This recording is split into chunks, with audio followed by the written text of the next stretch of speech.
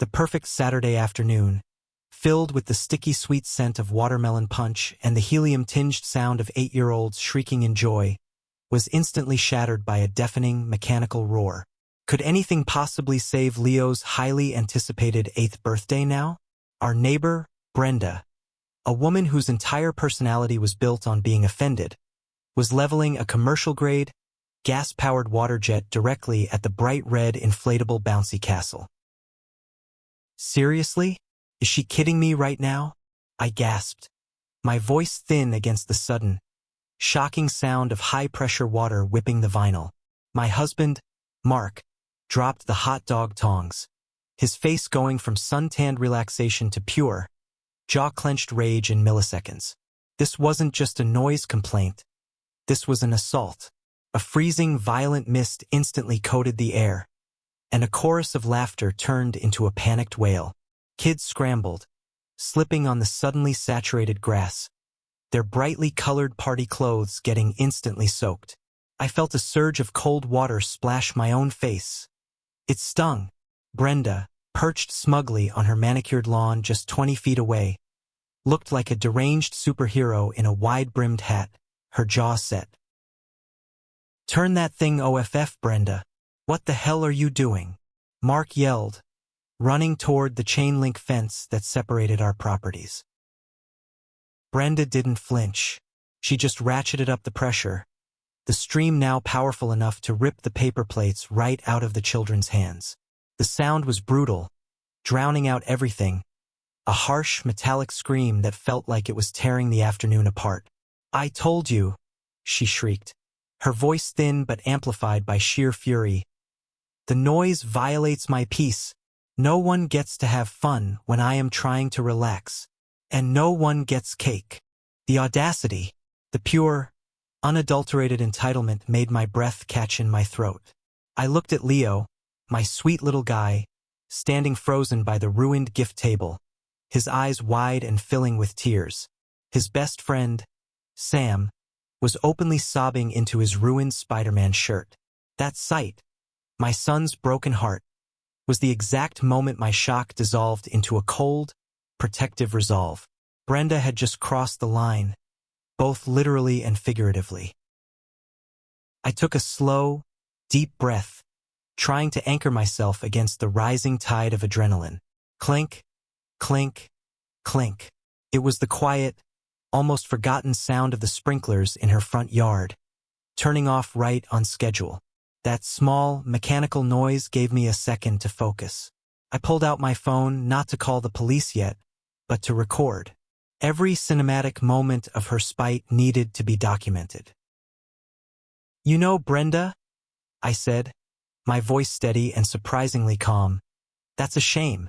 You just ruined a perfectly good party. But you know what's really interesting?" She ignored me, the power washer beam now focused directly on the main attraction. A magnificent, custom-made, 2-tier Minecraft-themed cake sitting on a small table near the patio. It was an edible masterpiece. Before anyone could stop her, the jet hit the frosting. The white and green layers exploded in a sticky cloud, instantly transforming the cake into a soggy, unrecognizable mess of sugar and sponge. A collective gasp rose from the parents and kids alike. "Ha! No cake!" Brenda screamed in triumph, dropping the nozzle end slightly. That was the breaking point. "Oh my God! Did you see that? The way she smiled?" A neighboring mom whispered in disbelief. I looked straight at Brenda, who was now stepping fully onto our property. A big, undeniable step to reposition the massive, roaring machine. "Brenda, step back onto your own property. You are trespassing," Mark shouted. But I held up my hand, stopping him. "Wait, Mark. Don't engage." I knew my local laws. I knew my property lines. And I knew Brenda's toxic need to control everything. The key was in the water itself. A couple of months ago, she'd been fined by the Homeowners Association for improperly disposing of cleaning chemicals after washing her deck. I kept recording, zooming in slightly on the large industrial detergent tank attached to her power washer unit. Brenda, I called out, my voice cutting through the fading roar as she paused to catch her breath. Is that the same concentrated sodium hydroxide solution you used last spring to clean your grout? The one that's technically classified as a restricted-use pesticide in this county. Her face, previously flushed with victory, went instantly pale. It was a beautiful, sudden change, like watching a theater light abruptly switch off. The other parents started muttering. Wait, restricted pesticide? What are you talking about? She stammered, adjusting her wide, tacky visor. She quickly pulled the spray lever again, aiming wildly at the table of ruined snacks, trying to regain control of the narrative.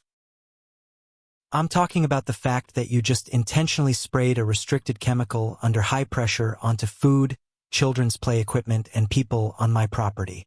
That's not a code violation, Brenda. That's called reckless endangerment and vandalism.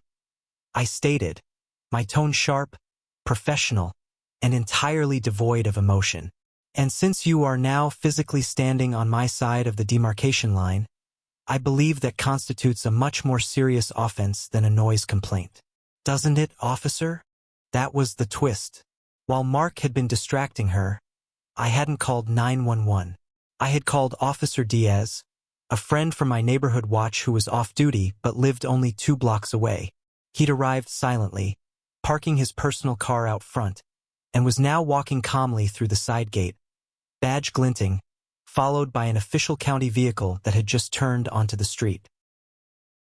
Brenda's massive, entitled ego deflated in a single, audible gulp. She looked down at the muddy grass, then up at the 2 police officers approaching her. But the noise. They were too loud.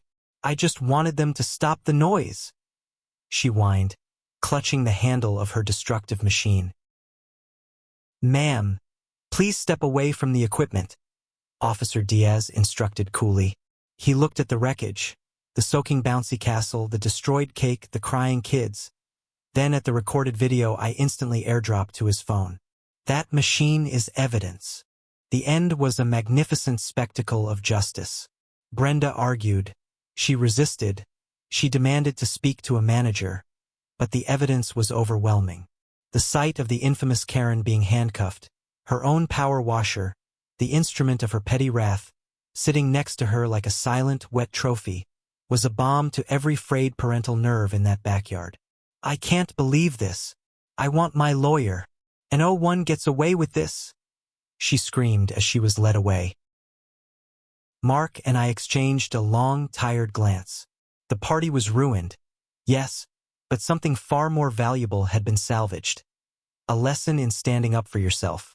The smell of the muddy grass and the metallic tang of the power washer residue slowly dissipated, replaced by the warm, clean scent of freedom. We quickly cleaned up. The remaining parents rallied, and 30 minutes later, with a quick trip to the emergency grocery store, Leo was presented with a new, smaller, but infinitely sweeter store-bought cake. He looked up at me, eyes still slightly red, but shining. Mom, did she really get arrested for trying to stop my party? She did, buddy, I whispered, giving him a huge hug. And here's the best part.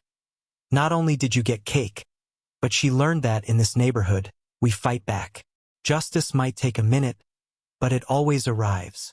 The cheers of the kids, eating their replacement cake and covered in silly string, was the sweetest sound of victory imaginable.